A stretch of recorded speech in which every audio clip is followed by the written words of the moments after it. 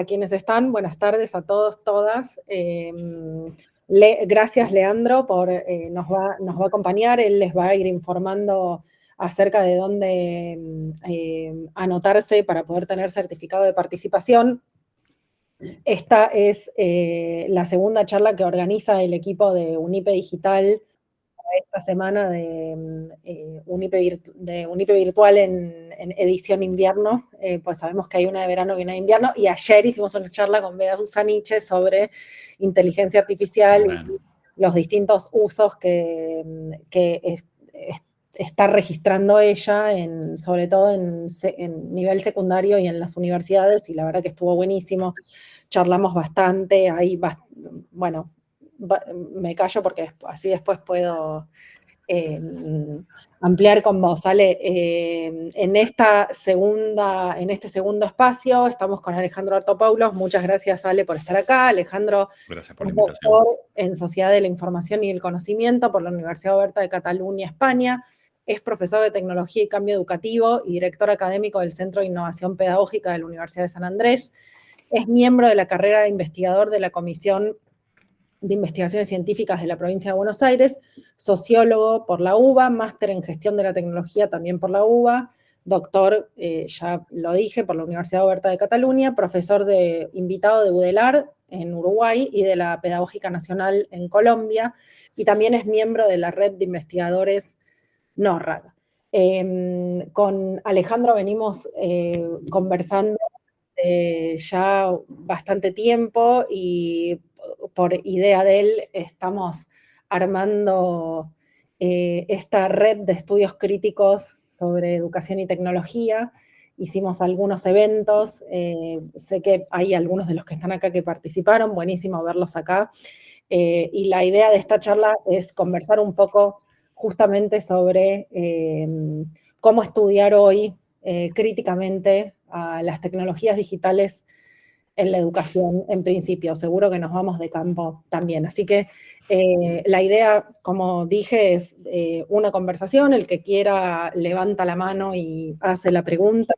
Yo voy a empezar con la primera, que es ¿qué es lo crítico de los estudios críticos? Ale, para cuando pensamos en un campo de estudio, el de la educación digital. Bueno, difícil pregunta, Pato.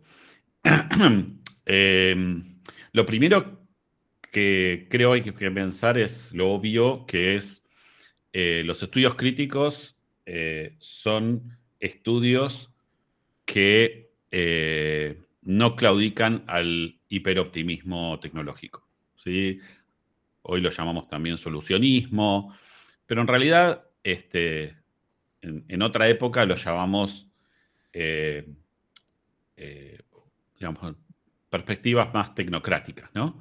Digamos, utilizar la tecnología como una palanca para la mejora de la educación.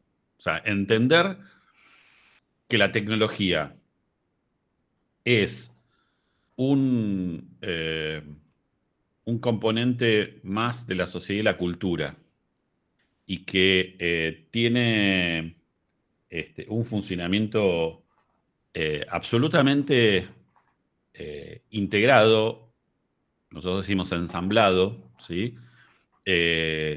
A partir de la sociomaterialidad, con los valores, con la política, con la economía.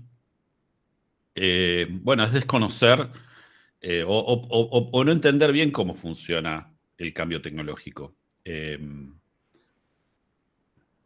Que además esos discursos, o sea, esas narrativas, esos imaginarios, son utilizados como dispositivo de poder, en particular hoy, por las grandes empresas tecnológicas, lo que llamamos Big Tech, ¿sí? Digo, en este momento, en este preciso momento, cuando nosotros estamos charlando ahora, OpenAI está lanzando GPT-5, ¿sí? Chat GPT-5. Si hacemos un análisis del discurso de la presentación de hoy, vamos a encontrar muchas de estas operaciones en donde se utilizan proyecciones futuras de la humanidad, proyecciones futuras de la tecnología, para generar miedo, para generar sorpresa, fascinación y apagar otro tipo de dispositivos institucionales. Particularmente a mí el que me preocupa, que es el que le preocupa a la mayoría de los investigadores de este campo de estudios críticos de la ciencia, de la educación y la tecnología, es que una de las instituciones más atacadas por todo este proceso son las universidades. ¿Sí? Digo, por un lado, las universidades y las instituciones educativas, ¿no? Digo, no quiero separar las universidades del resto de los niveles. Las instituciones educativas, con toda su historia, hoy están arrinconadas por la lógica de mercado, ¿no? Por esta idea de la tecnología va a reemplazar muchos trabajos, va a reemplazar muchas funciones de gobierno y también te va a reemplazar a vos, docente, dice, ¿no? Constantemente están diciendo esto. Bueno, más allá de que esto evidentemente es tirarse un tiro en los pies, porque digo, si esas personas se miraran en el espejo, se darían cuenta que son producto de la educación, ¿no? Más allá de eso, digamos, también el proceso tiene otra pinza, que es que del otro lado, digamos, digamos, de la grada de los actores sociales, están los que creen que las universidades tienen que ser una extensión de los ministerios. ¿Sí? Como que no, digo, esta famosa idea de que las universidades y las instituciones educativas tienen que tener una autonomía para producir conocimiento, bueno, como que ya no existe más. Es parecida a la idea del fin de la historia, ¿no? Y el triunfo completo de la democracia, ¿no? De la segunda globalización. ¿Sí? Entonces, bueno, ahí hay mucho que discutir desde una visión crítica, ¿no? Primero. Pero no todo, digamos, no todo se reduce a eso. Por supuesto, si vemos lo que se investiga, los papers que están saliendo, en general tienen que ver con esta idea de, bueno, repensemos la plataformización de la educación, repensemos cuáles son realmente los efectos, hasta dónde llega el avance de las tecnologías a afectar a las instituciones como bienes públicos, ¿sí? Como instituciones con fines públicos. Cómo las tecnologías y las plataformas tratan de avanzar sobre lo público, ¿no? No solamente sobre cuestiones de gobierno democrático, sino también sobre, no sé, la autonomía del médico, o sea, el juramento hipocrítico, no sé, digo, hay un montón de cuestiones de instituciones que hasta son anteriores al capitalismo, que esta gente, esta ideología de Silicon Valley, se la quiere llevar puesta, ¿no? Bueno, esa es una dimensión. La otra dimensión, que esto viene del riñón de la sociotécnica, digamos, del pensamiento sociotécnico, es esta idea de que hay disciplinas adecuadas para investigar fenómenos, ¿sí? Particularmente, la que más me tiene ocupado y preocupado y exaltado también, es esta idea de el remedio para combatir la IA en el aula es la pedagogía. Digo, es como decir, vamos a la guerra con balines, ¿sí? O sea, tipo, están invadiendo, está llegando los nazis y en vez de enfrentarlos con el tanque Sherman, decimos, vamos a salir con balines, a ver qué pasa. Es no tener idea de la complejidad del proceso de plataformización y de la inteligencia artificial generativa y de, por supuesto, todo el proceso a nivel imaginario, como decía antes, de construcción de las instituciones del conocimiento. Digo, de cómo esta gente se cree dueña del conocimiento y dice, ya no necesitamos más ni universidades, ni escuelas, ni docentes.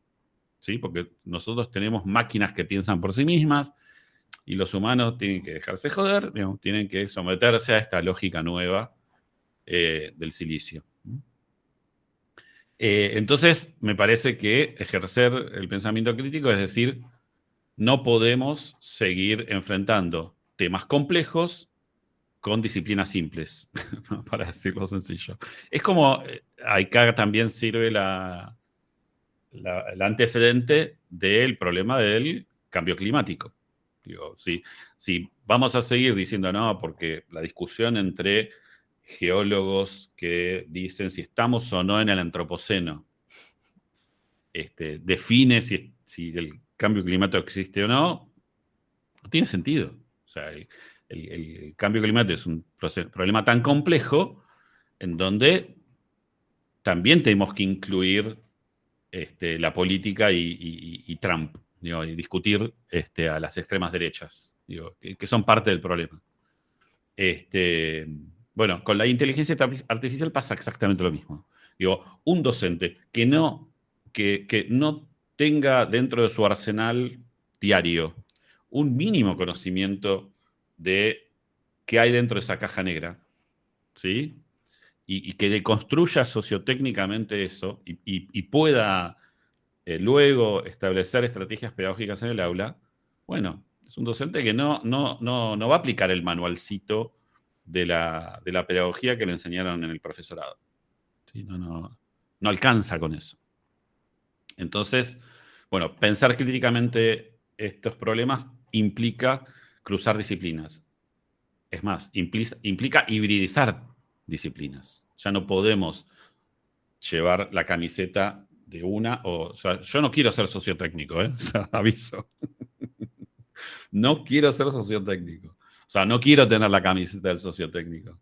Por supuesto, voy a seguir hablando y defendiendo a Latour y qué sé yo, pero me parece que es mucho más productivo establecer puentes, ¿no? No dinamitar los puentes.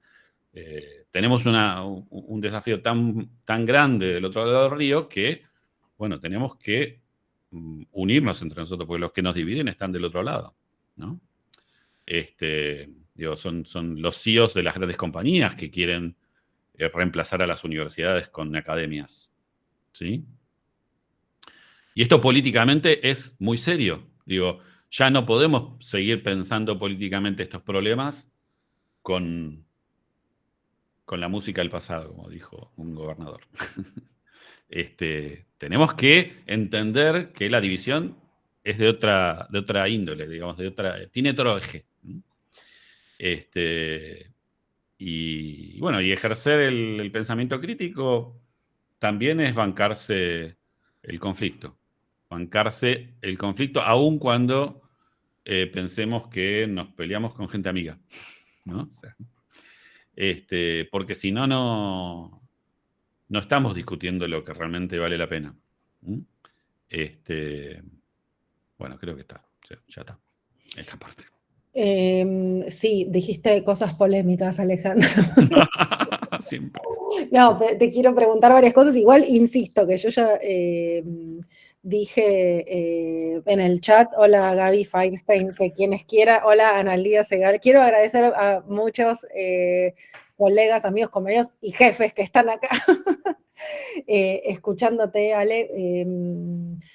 Te quiero preguntar muchas cosas. Una es que se me vino a la cabeza también esta idea que desarrollaste de plataformización silvestre y te quería pedir que la desarrolles un poco en términos de cómo eso organiza un modo, o sea, organiza un proceso de plataformización que se da de modo particular en países como el nuestro. Uh-huh. También nosotros sé que lo venimos charlando y discutiendo, hay una tendencia que en inglés se llama digital backlash y que significa, bueno, backlash es ir para atrás. Lo que estamos viendo quienes investigamos en este campo es que hay, sobre todo, bueno, yo trabajo sobre todo en escuelas secundarias y que en muchas, esto lo dije ayer también, muchos directores dicen la tentación de prohibir todo es muy grande porque podemos estar en paz, que es algo completamente entendible por otro lado. En muchas escuelas está habiendo políticas de determinada cantidad de días, nadie tiene celular, Bueno, a nivel de políticas, cada tanto uno se entera de estas cosas de volver al dictado o a caligrafía y un montón de habilidades y saberes que se van perdiendo en pos de que cada vez más niñas y niños se alfabetizan primero con un teléfono que con un lápiz.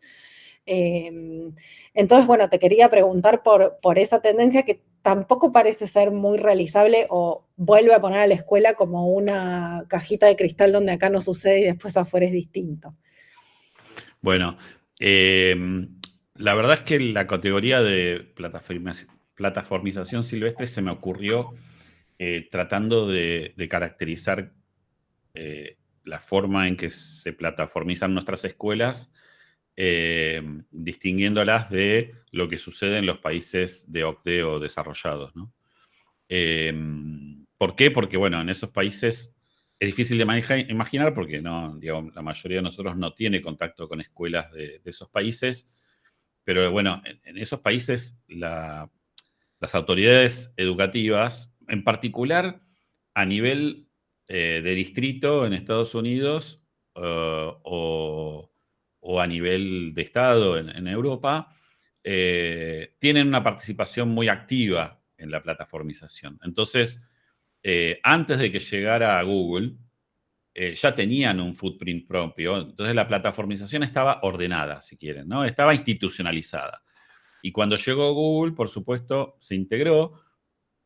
Fue una revolución lo de Google, ¿no? Recordemos que el momento en que empieza Google es hace muy poco, en el 2014, lanza Google Classroom y en pocos años desplaza a todos los LMS competidores, ¿no? Entonces muchas escuelas, por ejemplo en Finlandia tenían todos Moodle, ¿sí? Open source, ¿no? Lindo. Ahora, en Finlandia ya la mayoría de las escuelas tenían Moodle y manejaban, la plataformización fue por Moodle, ¿sí? Entonces, cuando llegó Google Classroom, por supuesto, los papers de nuestras colegas holandesas, ¿no? De Van Dijk y Kersens y demás, y no, qué problema, ahora Google se queda con todo y ¿cómo hacemos? ¿No? O sea, tenemos que promover pymes holandesas para que hagan, no sé, plataformas nuestras, ¿no? Que hablen el holandés, ¿no? Pero bueno, digo, son preocupaciones dentro del orden institucional digital, sería, ¿no? A nosotros nos pasó eso. Ni siquiera en Uruguay, que todas las escuelas primarias tienen Schoology, ¿no? Que es la competencia de Google Classroom. Hace poco acabo de terminar un paper sobre Uruguay donde explico esto. Espero que se publique pronto. La verdad es que nuestra plataformización, digo, la plataformización del resto del mundo, ¿no? India, nuestro, Uruguay, etcétera, es silvestre. Es por capas, digamos, que se van acumulando por decisiones, principalmente, digo, antes de la pandemia, por proyectos sueltos, por ejemplo, Conectar Igualdad o Plan Ceibal, y después vino la pandemia, y sobre eso hubo otra capa. Y después de la pandemia vino la pospandemia con otra capa, y así, ¿no? Y se van sumando una a la otra, y es un desorden, porque en realidad no es un proceso que está gobernado por el Estado, por las autoridades de cada escuela, inclusive. Y cuando le preguntamos a cualquier escuela, que vos lo has hecho, Pato, ¿qué hicieron con esto? Digo, las únicas que pueden dar una respuesta coherente son las privadas que previamente tenían los sistemas de gestión de las cuotas y demás. Ahora, el resto es todo una cosa muy desordenada. A ellos llamo silvestre, ¿no? Digamos, muy desconectada una cosa de la otra. ¿Eso está mal? No creo que esté mal. O sea, me parece que es lo que sucedió. Digo, es empiria pura. Ahora, ¿hacia dónde deberíamos ir? Yo creo que deberíamos pensar en trabajar en una estrategia de jardines nativos, siguiendo con la metáfora, ¿no? O sea, decir, bueno, ordenemos, o sea, necesitamos ordenar. Para mí, ordenar tiene que ver con la capacidad de agencia que tienen los actores que deberían gobernar esto en la educación, que son principalmente los equipos directivos, ¿no? O sea, son los equipos directivos los que se tienen que apropiar de las plataformas de sus colegios. Y aún en la simetría que significa la hegemonía de Google y otras compañías, tener una capacidad de hackeo del sistema, ¿sí?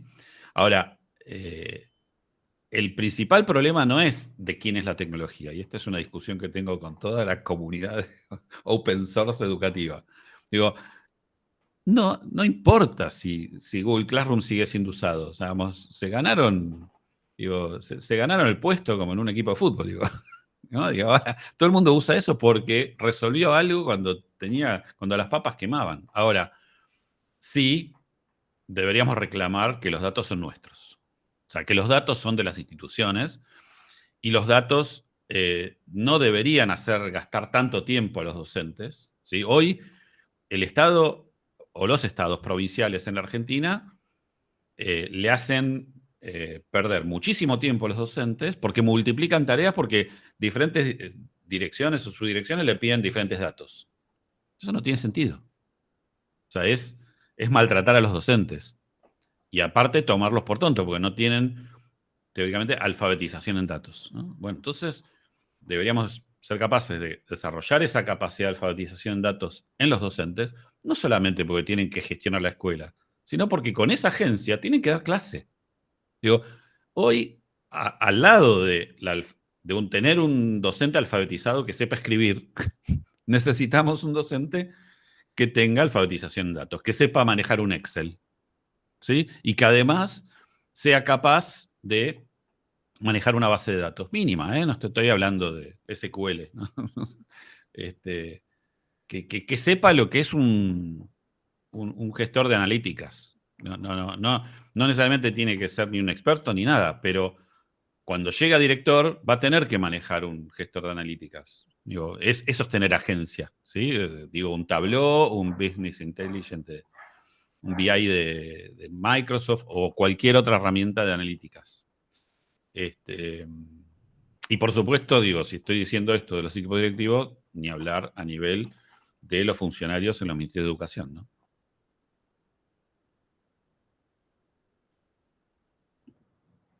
Bien. Ahí no abordaste Digital Backlash, que te había preguntado. Ah, sí, es cierto.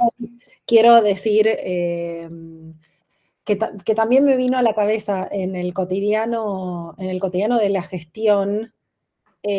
También diría de la gestión, o sea, pienso mucho en cómo conviven los universos del papel y de las plataformas y de los datos, porque las escuelas siguen siendo lugares donde la tecnología del papel tiene mucha presencia. En muchos casos me refiero para registros, Sí.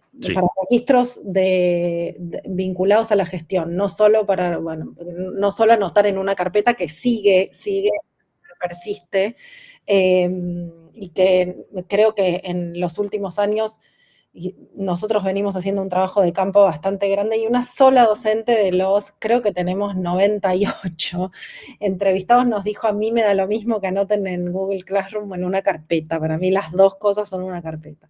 Claro. Pero todos los demás es anotar en una carpeta de modo manuscrito que luego va a ser evaluada y también después todo eso mismo en Google Classroom, públicas y privadas, no es solo... Sí. No solo Igual, sí.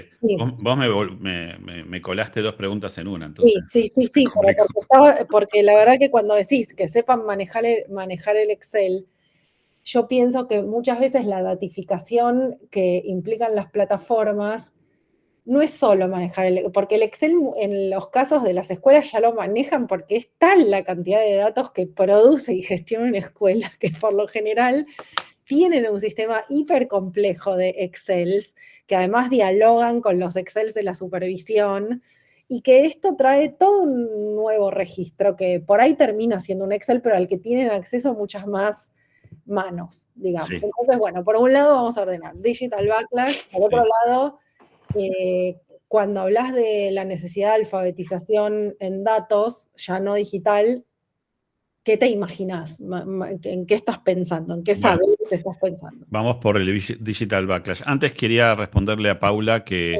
preguntó por un paper. Sí, tengo para ofrecer papers. En general les recomiendo que entren en la página de academia.edu, ResearchGate, que es ahí donde voy subiendo todo lo que voy escribiendo por fuera de los journals, que muchas veces no está disponible. Pero bueno, en particular de plataformización silvestre, hay un artículo que escribí para un libro que editaron Axel Rivas y Cristóbal Cobo, y hay una traducción de ese. Después busco el link y se los comparto. Porque originalmente está en inglés el artículo ese.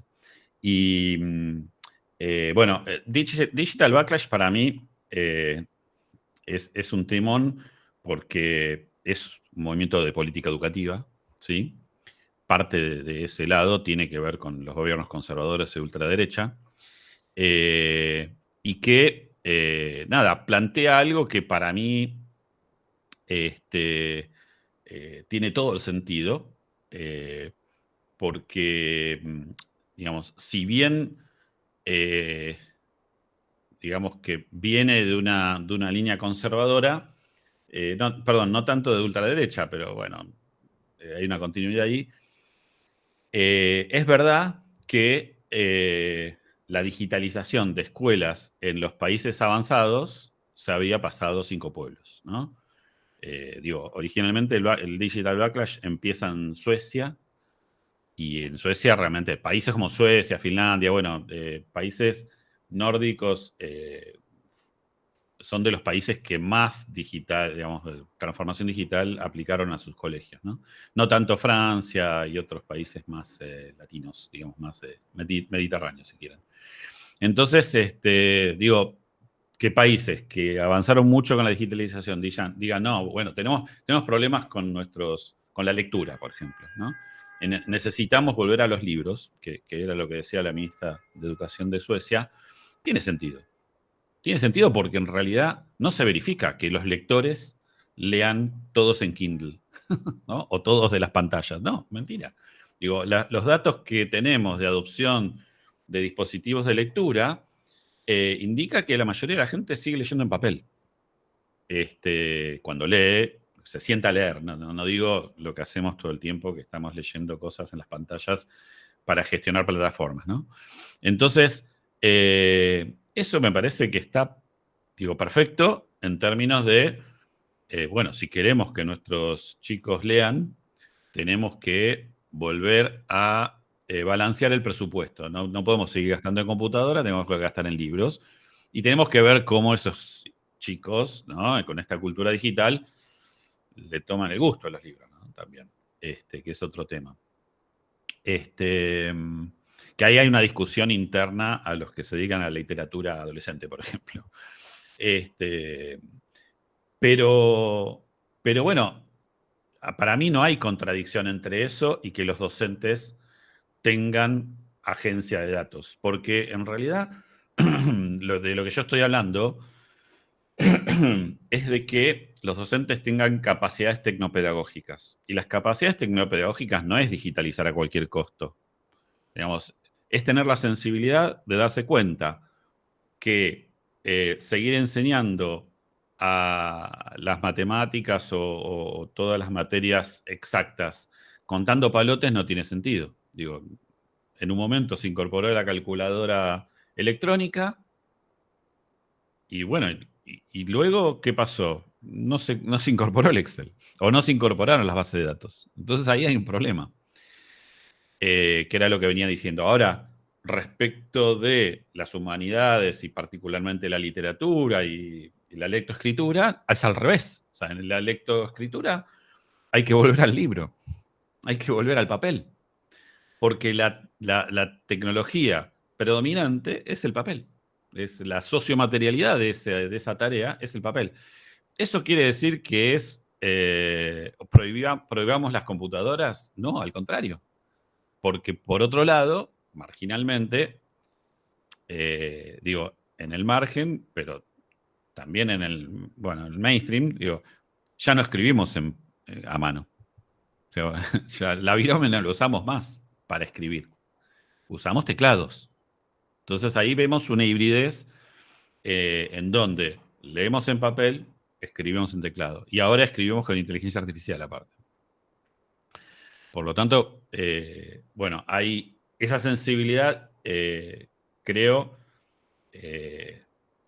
digamos, debería ser prioridad en los docentes, porque son justamente ellos los que están encargados de este proceso de, de la alfabetización en la primera infancia, pero también porque estamos frente a un problema grave en los sistemas educativos respecto de la socialización secundaria, ¿no?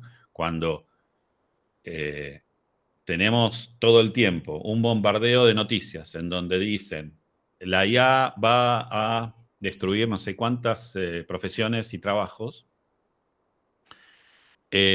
más allá de la discusión técnica y qué pasa con los mercados de trabajo inmediatamente, bueno, lo que tenemos que preguntarnos es cómo está ya esto en la cabeza de nuestros adolescentes. O sea, ¿qué ideas de futuro tienen estos adolescentes? ¿No?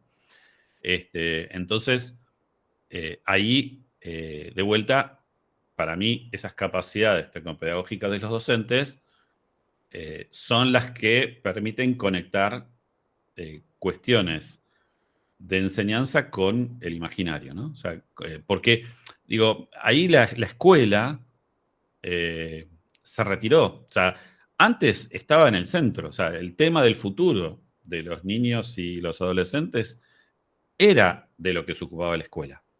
¿Sí? Había una idea bastante, si quieren, positivista de un progreso perpetuo, en donde la escuela cumplía su rol casi en un guión, ¿no? Estaba escrito el guión de qué hacía la escuela y cómo, digo, en la época del primer peronismo, bueno, luego durante los años 60. Bueno, esto a partir de los años 70 se empezó a romper, de a poquito. 70, 80, 90, bueno, con las plataformas se aniquiló esa idea, junto con la retirada de la escuela de todo lo digital, de las redes sociales, ¿no? Hoy a la mañana escuchaba algunos testimonios de chicas un adolescente que sufrió persecución en redes, ¿no? Y donde decía, la escuela me abandonó, ¿no? Bueno, ese es un terreno que creo hoy con la inteligencia artificial ya no se puede dejar atrás, ¿no? Hay que volver a reganarlo, ¿no?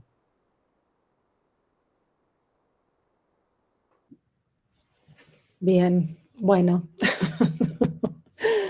En una nota esperanzadora, ¿qué te parece que, si es que encontrás algunas cosas que hayas visto en los últimos tiempos en los que venís investigando, tanto en Argentina como en otros países, que decís, bueno, por acá hay un camino que está bueno, o acá se abre alguna línea que está buena de lo que hacen las escuelas o de lo que hacen algunos sistemas? Y les recuerdo que pueden levantar la mano y preguntar porque Bueno, hacemos todos. cuento cortito para sacar esta imagen tan pesimista que estoy dando, que no es la idea. No es la idea. No, nosotros tenemos un proyecto en San Fernando, donde estamos trabajando en modelos sustentables de digitalización de escuelas en sectores precarios, ¿no? En barrios digamos, bastante extremos, digamos, del tercer cordón, ¿no? Cerca del barrio aeropuerto de San Fernando.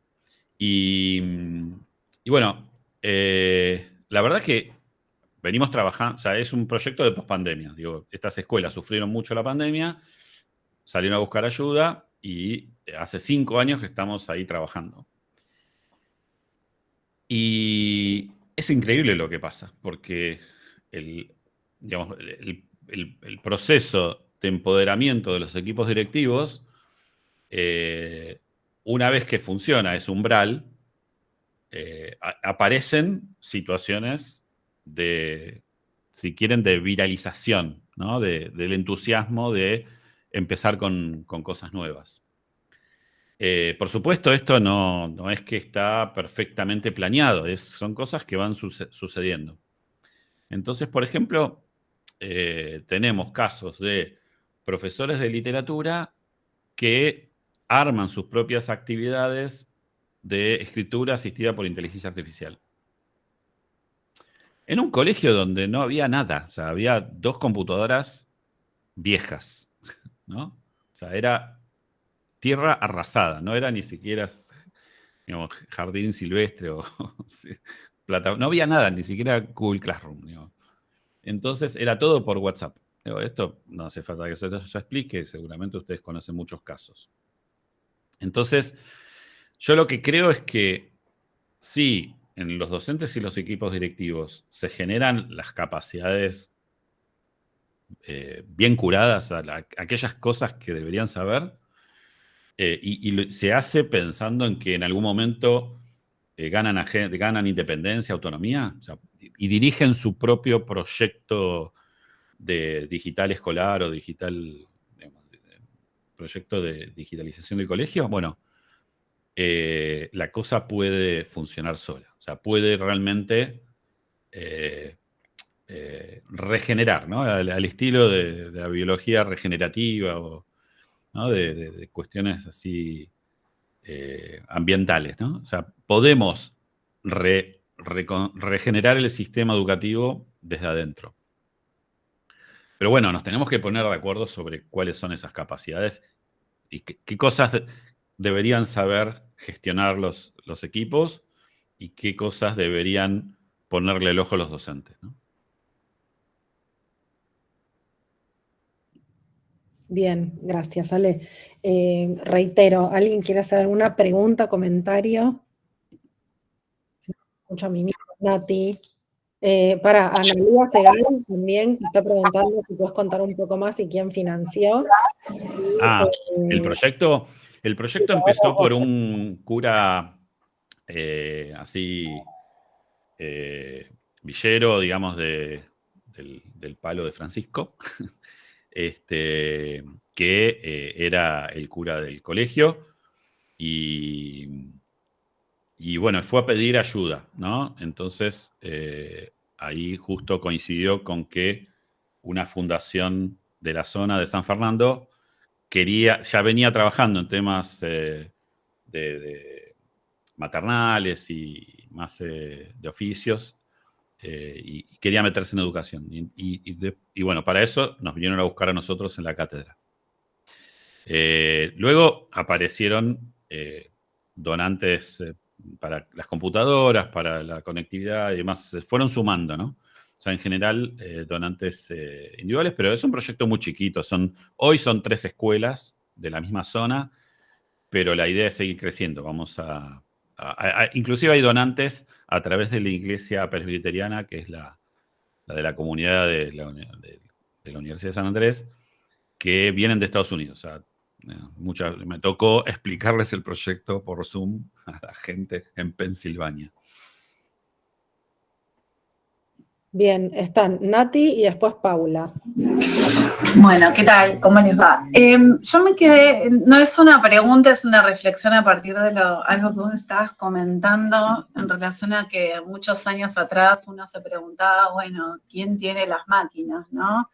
¿Quién es dueño? Y había todo un posicionamiento acerca de lo abierto, que sigue estando esa pregunta, pero bueno, claramente Google se constituía como una especie de enemigo contra el cual había que ir yo trabajaba en Conectar Igualdad, y entonces se genera el sistema operativo de Guaira, ¿no? Bueno, toda una movida que hoy, digamos, bueno, ha pasado mucho.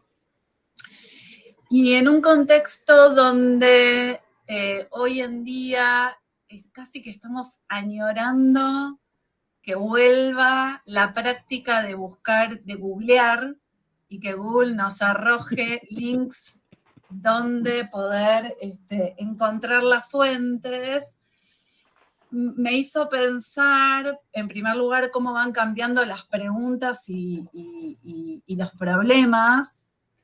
Algo que muchas veces, bueno, cuando quienes no están en el campo viendo y observando cómo se va moviendo la tecnología, qué cosas van ocurriendo, no solamente, digamos, de poder, pero además de un montón de cuestiones que tienen que ver con prácticas. Hoy los chicos buscan, y los adultos también, porque esto también hay que decirlo, si no pareciera ser que siempre estamos pensando en que los chicos son los que buscan lograr, pero la verdad es que los adultos también, muchos de nosotros tenemos como alumnos docentes y en su rol de alumno también hacen trabajos con IA que están habilitados, pero no hay chequeo de fuentes, no hay absolutamente nada. Entonces, uno se pone a pensar en qué medida, por un lado, hay un corrimiento y hay nuevas preguntas sin haber resuelto ningún conflicto de los anteriores, ¿no?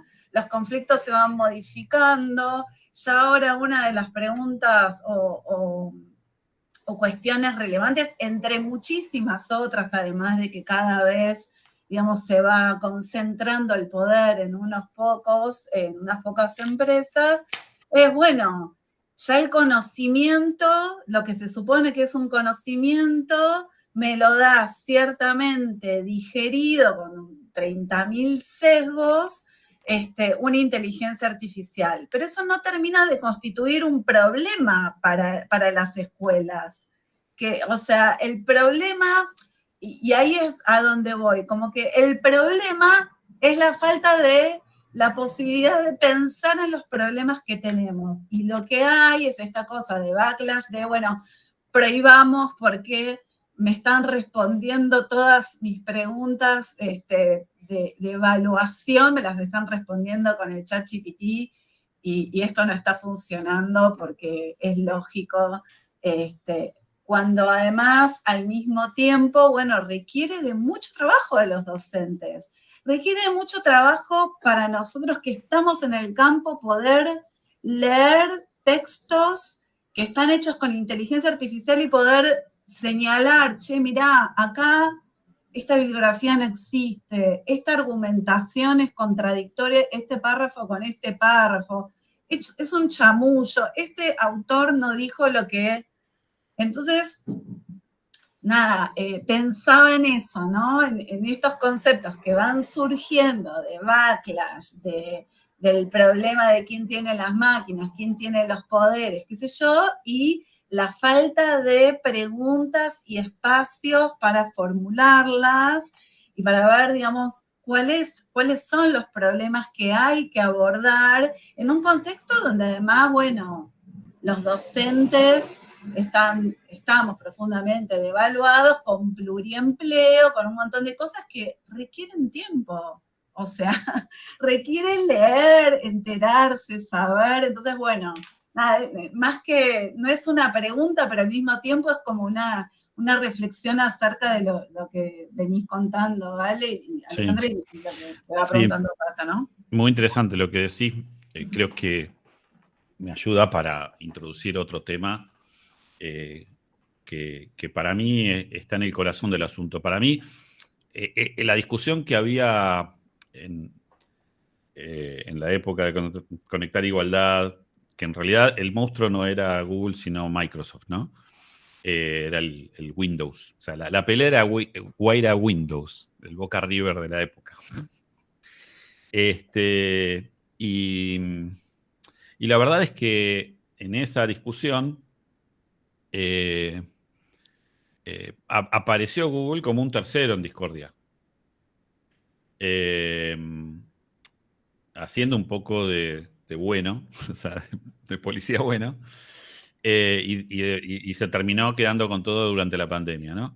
Ahora, el problema es nuestro, que terminamos, digamos, presos de las internas del mercado informático. O sea, las discusiones que nosotros deberíamos tener son otras. Digamos, ¿qué es el conocimiento? O sea, y qué debería enseñar la escuela, ¿no?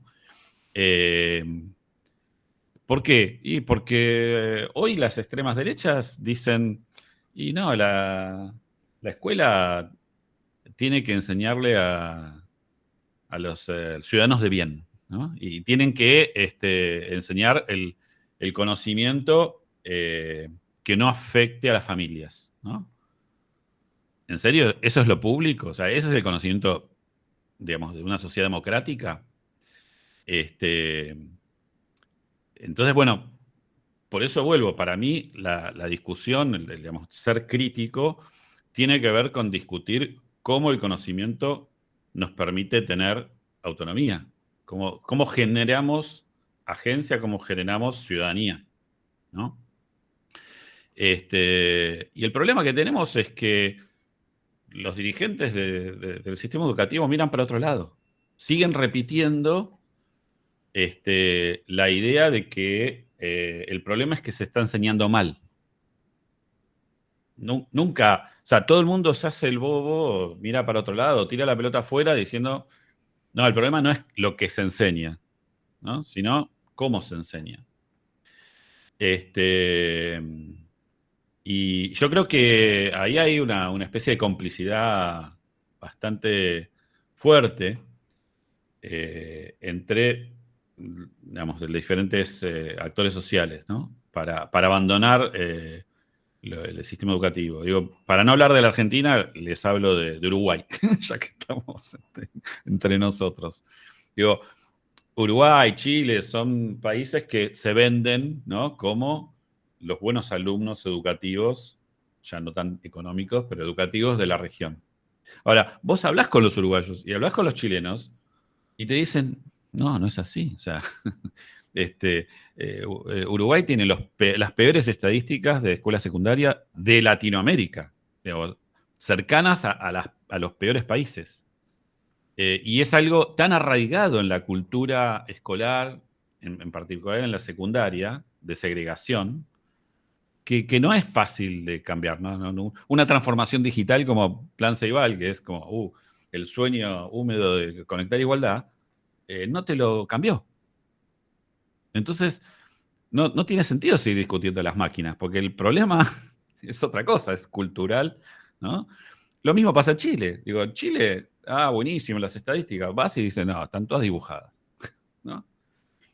Entonces, bueno, lo que falta es esta idea de salgamos de lo políticamente correcto, ¿no? Que al progresismo nos cuesta, ¿no? Salir de eso, porque quedamos entrampados en la cultura woke y le dejamos todo servido a la extrema derecha en ese sentido, ¿no? Digo, pero hubo un tiempo en donde nosotros éramos los que corríamos con el conocimiento de lo no formal. Eso lo tenemos que recuperar. Y yo creo que en muchos de nuestros docentes está vivo eso. El ejemplo que yo les conté de Yang, del docente de literatura que está haciendo estas prácticas, es muestras claras que eso está perfectamente vivo. Lo que falta es, a nivel, digamos, de la dirección, bueno, que estén a la altura, ¿no? Paula Nofal. Hola, buenas tardes. Muchas Hola. gracias por este espacio. La verdad que está muy bueno, muy enriquecedor. Y bueno, yo me encuentro en una instancia donde me encuentro con todos estos conflictos juntos. Y de repente yo estoy administrando un nodo virtual, sitio web y campus en una institución educativa. Y bueno, creo que tiene que ver con todos estos atropellos de propuestas de las empresas que van avasallando todos estos espacios construidos con mucho esfuerzo por los docentes. Entonces, por un lado también agregando esta cuestión por ahí creo que ese falso ayornamiento que implica, por ejemplo, nos ayornemos usando redes, ¿no? Que va como arrasando lo que se viene construyendo.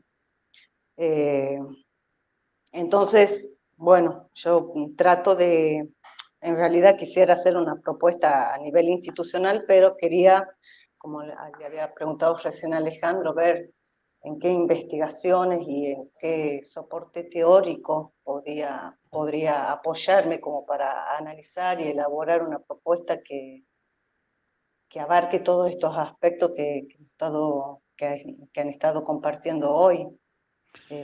Porque bueno, me siento eso como muy con ganas de proponer y son tantos elementos y factores que bueno, es decir, por dónde empiezo. Buenísimo, Paula. En principio, me la dejas picando para promocionar mi próximo libro, que está por salir, pero del cual Qué bueno. digamos, puedo compartir con ustedes una selección de artículos, ¿sí? En PDF, libres para que lo puedan ya ir viendo. Buenísimo. Mi libro se llama Tecnopedagogías, va a salir por Aike. Ajá. Esperemos en un mes o dos. Ya me dijeron ahí que en un mes o dos tiene que salir. No sé, quizás en 3. Pero bueno, el PDF lo voy a circular con Pato y lo pueden tener. Es la primera vez que, por lo menos de mi lado, de mi, digamos, escuela, armamos algo bien pensando en los docentes, ¿no?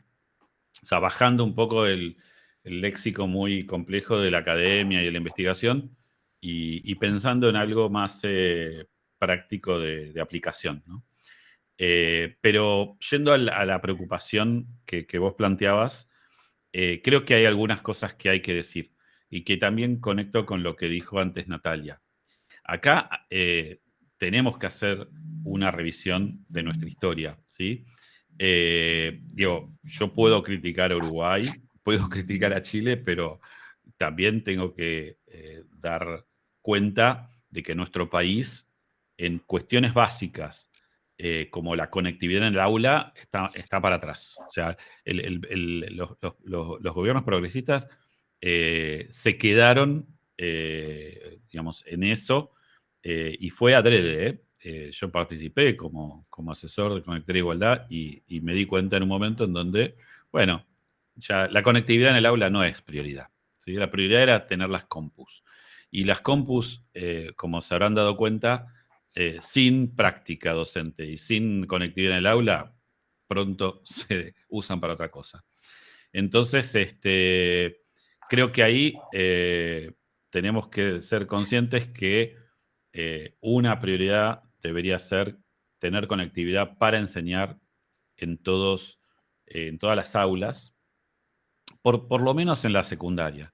Y luego tener claro que una cosa es el acceso al conocimiento en Internet y otra cosa son las redes sociales, ¿sí? Las redes sociales y los algoritmos de redes sociales, para mí, hay que prohibirlos. O sea, lo voy a decir sin problemas. Son una droga dura, ¿sí? Sí. Es algo que es como servir cocaína en el aula a los chicos de secundaria, ¿sí? Pero bueno, hay colegas mías que les enseñaron a usar Instagram a sus, Claro, a sus pasa que por docentes, ahí ¿no?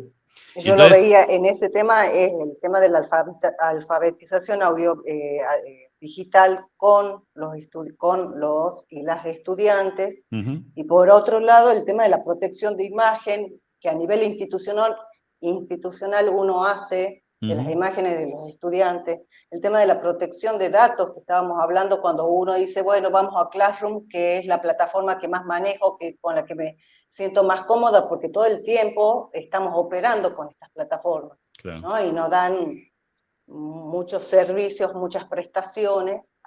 Entonces, bueno, eso también está tratado en tu libro de tecnopedagogía, de alguna manera. Sí, ¿Abordan eso? está abordado, sí. Ah, qué bueno, genial. Pero bueno, hay cosas que forman parte del debate actual, ¿no? Qué sé Sí. yo, el lunes salió un artículo en Clarín en el que participé sobre ludopatía, ¿no? Ajá. Bueno, la verdad es que es un fenómeno nuevo. Hay especialistas que dicen, ni siquiera podemos decir que existe ludopatía en adolescencia, porque en realidad la adicción al juego es un indicador, un síntoma de otros problemas, ¿no? Y yo creo que, digamos, estamos ahora procesando eso como comunidad educativa, como, digamos, como red de investigadores, etcétera.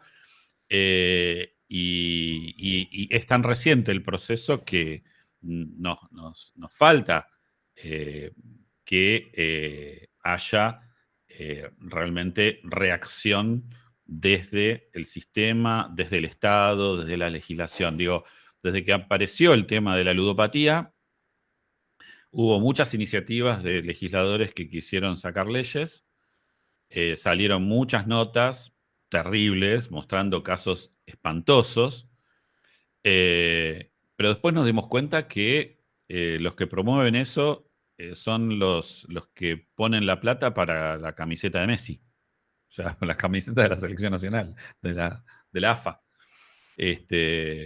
Digo, ahí hay intereses muy fuertes, en donde la mercantilización de las infancias se choca de frente con el negocio del fútbol.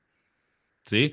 Digo, no todo se explica por las multinacionales, por Microsoft, Google o X. Hay cosas mucho que terminan en chiqui y tapia, digo, para decirlo sencillo. Gracias, Paula, y gracias, Ale. Muchas gracias. Gabriela, que levantó la mano. 2 veces, así que tiene 2 preguntas. Estás muteada. ¿Yo o Dani? No entendí, dijiste Gabriela o Daniela. Gabriela. Ah, bueno, perfecto. Bueno, primero, más que nada, agradecer, súper interesante, y más que nada compartir alguna reflexión y también preguntarla. Ale, vos mencionás lo de la plataformización salvaje. Silvestre. Perdón, silvestre, pero también terminó siendo un poco salvaje, ¿no? Es otro capítulo. Esa, en la ludopatía puede ser que sea salvaje. Sí, salvaje, no, perdón, silvestre, bueno.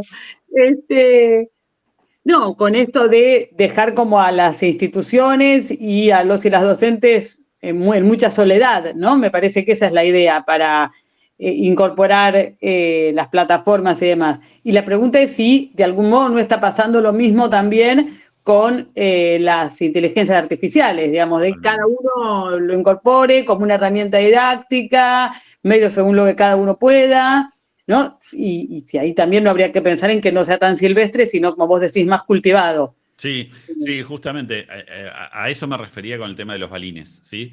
Digo, hoy sacar una nota en Infobae diciendo los detectores de plagio no funcionan, es como agarrar a los docentes y ponerles una camisa de fuerza, ¿sí?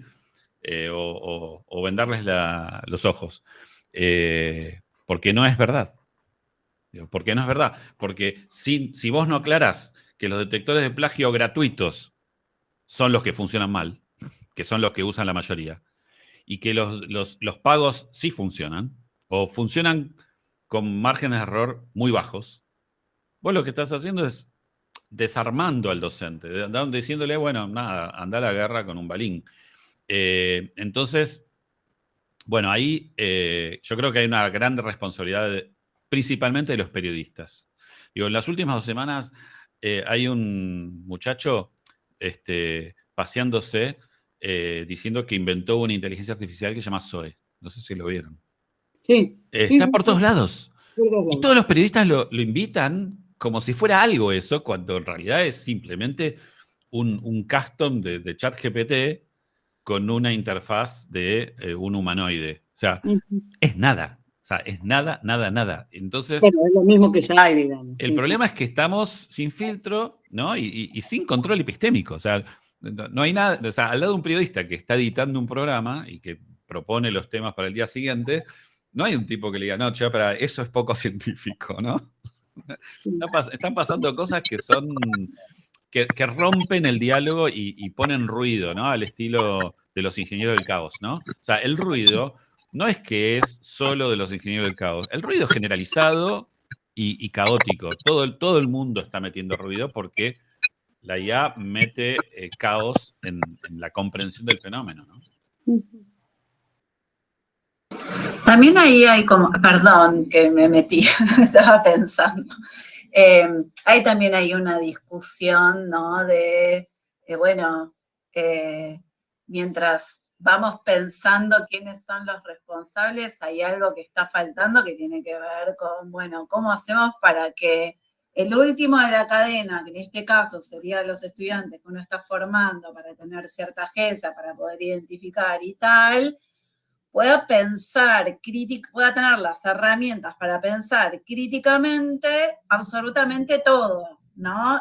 No criticar, sino tener herramientas para poder pensar que en este descontrol epistémico, si se quiere, porque yo no sé si en algún momento va a haber un control epistémico, ¿no? Casi que, digamos, está estallado, tampoco no sé qué sería cierto control de eso, si siempre existió, si fue una ilusión, si supuestamente cuando formamos y creíamos que ya había un montón de cosas que ya estaban dadas y no están dadas porque uno dice, pará, yo tengo que volver a discutir que la Tierra es redonda y bueno, entonces ahí uno se pone a pensar y dice, bueno, y entonces no era una creencia esta idea de que, bueno, esto ya es un dato, o sea, no tengo que volver a pensar lo mismo que ya fue pensado hace años que venimos con esto. Entonces, en algún punto, a veces uno piensa cuáles son esas estrategias perdurables a lo largo del tiempo que uno puede transmitir o enseñar y que puedan, yo no digo como un superpoder, pero que puedan más o menos ir atravesando las distintas etapas, ¿no? Es como, en algún punto a veces uno busca como herramientas que no sean tan contingentes, ¿no? Que puedan poder sobreponerse a una realidad que, por cierto, digamos, realmente es cambiante. Uno a veces estaba pensando, digamos, en esta cosa de que uno ya no se pregunta si esto es verdad o mentira, sino que uno a veces da por supuesto, esto no, esto ya está hecho con IA, y uno ya tiene que empezar a buscar, bueno, ¿qué es lo supuestamente genuino? Pero también hay una pregunta de qué es lo que realmente es genuino, lo que está hecho sin IA. Digamos, la mentira existe desde que el mundo es mundo. Entonces, me parece que también a veces estamos cayendo en un tipo de discusiones que, por supuesto, no pueden desentenderse de la IA, pero que en realidad en algún punto nos podrían habilitar a pensar si es la IA o antes era el Photoshop o antes era cualquier otro artilugio para desinformar o para decir barrabasadas. Entonces, ahí también pienso que hay como una discusión que a veces se va por otros caminos, digamos, adjudicándole o a los medios, o a la IA, o a la nueva, o a los anteojos Ray-Ban y en algún punto estamos corriendo detrás de dispositivos, herramientas y todo, que cambian, por supuesto, nuestras prácticas y todo, pero que en algún punto no te garantiza, no ese es el problema,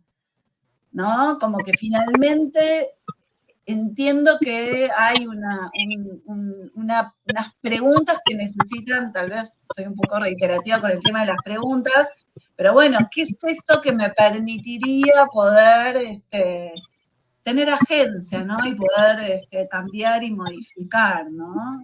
Sí, no sé, yo en eso soy quizás un poco más optimista. Yo creo que estamos en un momento de transición, ¿sí? Digo, del estudio de los procesos de cambios, digamos, tecnológico, uno lo que puede rescatar es que hay un momento de caos entre un régimen y otro, ¿sí? Entonces, ya siempre doy el mismo ejemplo, pero es muy ilustrativo. Digo, cuando aparecieron los primeros autos, bueno, al principio solamente lo podían comprar los ricos, después apareció Ford y lo democratizó, entonces mucha gente tenía autos y eso generó un caos en la calle porque no había semáforos, porque no había reglas, no había licencias de conductor, no había leyes, no había reglamentaciones, no había nada que ordenara ese caos, ¿sí? Bueno, finalmente, después de mucho tiempo, fíjense que a principios del siglo XX, hasta que eso se fue estabilizando, tardó por lo menos 2 décadas, 3 décadas, y aparte eso evolucionó, aparecieron las autopistas, bueno, hay un montón de cambios que con el tiempo, y no paramos, porque ahora estamos con los autos eléctricos. Bueno, digo, esto es la irreversibilidad del cambio tecnológico. Una vez que empieza, olvídate, siempre vas a vivir con eso, ¿no? Bueno, con la IA pasa lo mismo. Nosotros hablamos de la IA y la naturalizamos como que es la IA generativa, pero en realidad esta historia con la IA empieza después de la Segunda Guerra Mundial con Alan Turing, ¿sí? Y explotó con Google en el 2000, porque usaron IA predictiva. Y con las ciencias del comportamiento, con, digamos, lo que es las neurociencias, con Facebook y los algoritmos de persuasión, ¿no? O sea, no, es muy complejo, se fue sumando, fue un proceso de cambio, y sin embargo, desde el punto de vista del régimen, ¿sí? de lo que gobierna las sociedades, no hubo mucho cambio a pesar de tal disrupción. Entonces, bueno, ahí yo les copié un pensador que para mí es imprescindible, que es Daniel Innerarity, que es un filósofo vasco, que es digamos, una primera figura para pensar esto. Y él tiene el último libro, que es un must, digamos que es Teoría Crítica de la Inteligencia Artificial, que para mí es bibliografía obligatoria de mi materia, para empezar, pero después tiene libros anteriores como La Sociedad del Desconocimiento. O sea, deberíamos ser capaces de estar, digamos, tener una estrategia, como decías vos, Natalia, para enfrentar la sociedad del desconocimiento. Hoy lo que estamos enfrentando no es tanto la inteligencia artificial, sino el desconocimiento generalizado. Digo, para no decir ignorancia que queda feo, pero es esta idea de ya no importa más la verdad. Digo, importa los efectos de verdad con sesgos, ¿sí? Entonces todo el tiempo te están, ¿cómo es? Gaslighteando. O sea, bueno. Explica, porque hablas muy contemporáneo. Perdón, mis hijos me explican cómo es eso y yo después lo aplico. No, básicamente es esto de lo que pasa en las redes sociales con el discurso, con el diálogo público, ¿no? De, qué sé yo, el Gordo Dan, ¿no? Lanzando efectos, digamos, de violencia en el discurso público, en base a, sesgos evidentes, ¿no? Que explican una realidad de una forma unilateral, sin posibilidad de elaborar otro tipo de interpretaciones, ¿no? O sea, típicamente el tema de con mis hijos no, en la escuela no quiero ESI, ¿no? Porque nada. Entonces, digamos, institucionalizan esta idea de la ideología de género, ¿no? Bueno, ahí creo que se aprovechan de la sociedad del desconocimiento. Porque cuando ya empezás a discutir la ideología de género, anda a explicarle a alguien lo que es la ideología de género, ¿no? O sea, es un nivel de metacognición muy, muy sofisticado, ¿no? Es abrumarte con ideas falsas muy sofisticadas, ¿no? Entonces, creo que uno de los elementos que tenemos que pensar es, bueno, ¿cómo volvemos a socializar el diálogo respecto de la verdad, ¿no? O sea, de la búsqueda de la verdad, del conocimiento, sin sofisticar, ¿no? Digamos, volviendo a las bases. ¿Cómo hacemos de que aquel conocimiento que queremos que circule, que sea la base de la sociedad democrática, no sea solo de una casta, para decirlo en términos que todos hoy estamos escuchando? Digo, ese es un desafío para, por ejemplo, los profesores universitarios investigadores. Digo, ¿cómo hacemos para que nuestra forma de hablar sea entendida por cualquiera, ¿no?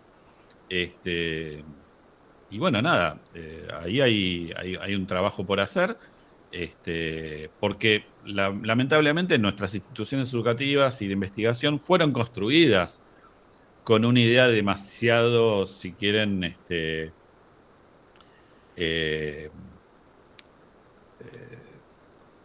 sofisticada de la ilustración, ¿no? Digamos, del armado simbólico de la autoridad del conocimiento, ¿no? Deberíamos ser capaces de construir autoridad de conocimiento sin todos esos artilugios.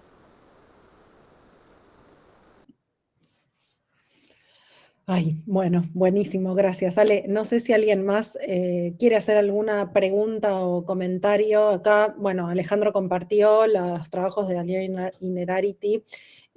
Mariano, es que es necesario volver a la pregunta en tiempos donde directamente te proponen la tabula rasa atravesada por el ruido, el grito y el caos. Bueno, Analía que se tuvo que, Analía Segal que se tuvo que ir. Si alguien más quiere hacer alguna pregunta, sugerencia, consulta, yo aprovecho mientras para agradecerles mucho haber participado. Gracias, Ale. No, creo que nos vamos todos con muchas ideas y pistas para seguir investigando. Me quedo pensando mucho en esto del orden institucional digital o el desorden institucional digital. No sé si hay posibilidad de ordenar esto. Me hacías acordar, hay una serie documental de un inglés que se llama Adam Curtis, que a mí me gusta mucho, que se llama All Watched Over by Machines of Loving Grace, donde cuenta la historia de la filosofía del mundo Silicon Valley, digamos. Y el segundo capítulo es como desde los estudios de ciencias naturales nos hicieron creer en la idea de equilibrio, y que como el equilibrio no es posible, y que la naturaleza nunca está en equilibrio, y nosotros tampoco. Entonces pienso qué posibilidad de orden y cuáles son los actores que pueden ordenar lo digital, que no sea quienes, en países como el nuestro, son la infraestructura encima, no tiene ni siquiera ningún sentido económico construir, no sé, India o China o Rusia, tenés que hacer eso para hacerlo, no sé, ni Brasil. Pero bueno, me quedo pensando en esto de cómo intervenir, al menos en un orden que funcione a otra escala, capaz a la escala institucional de la escuela, a la escala de un sistema de determinado tamaño, a la escala más doméstica, a la escala del aula, pero bueno, es ir encontrándole la vuelta. Bien, preguntan cómo pueden recuperar la grabación del encuentro. En breve, supongo que esta semana se va a subir al canal de YouTube de la UNIPE, ahí van a poder encontrarlas. Y bueno, último segundo para quien quiera hacer alguna pregunta o comentario. Sí, ¿cómo accedo al PDF que ofreció muy gentilmente Alejandro? El de, espera, ¿cuál de todos? Porque tiró muchos. El del libro, bueno, ya ahí estuve subiendo algunos links, ¿sí? Para, digamos, el sitio de academia donde yo subo las cosas. En ese link hay varias cosas mías. Y respecto del libro Tecnopedagogías, yo le voy a pasar a Pato el PDF, no sé si ya te lo pasé, pero bueno. Me voy a sentir que muy pirata porque no salió, ay que nos puede matar.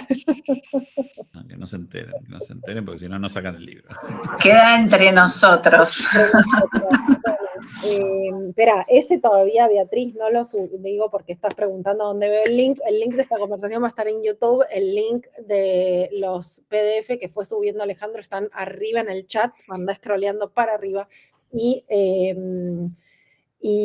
de todos modos, si no, es academia.edu y lo buscas a él por el nombre y ahí van a aparecer todos los artículos. Sí. Sí, no, y lo que les quería comentar es que el primer capítulo de la teoría crítica de la inteligencia artificial está disponible como material de adelanto del libro. Está libre, o sea, lo pueden bajar. Yo ahora estuve buscando, pero no lo encontraba y nada, vamos a cerrar antes, entonces no lo puedo compartir el link, pero está disponible, está público. En definitiva, o googleen o le preguntan a chat, Sí, tal cual. pero críticamente. Y después lo que pueden hacer es subir el libro y preguntarle a ChatGPT de qué trata el libro. Hacerme un resumen y además traducímelo. Sí, tal cual. En 5 oraciones decime de qué trata esto. Y después en Instagram pueden compartir tips para hacer una clase más canchera. Bueno, ojalá que nada de eso ocurra, pero no tenemos idea. Bueno, muchísimas gracias, Ale. La verdad que estuvo buenísimo, nos dejas pensando un montón y gracias a todos quienes participaron esta tarde. Nos vemos. Muchas gracias.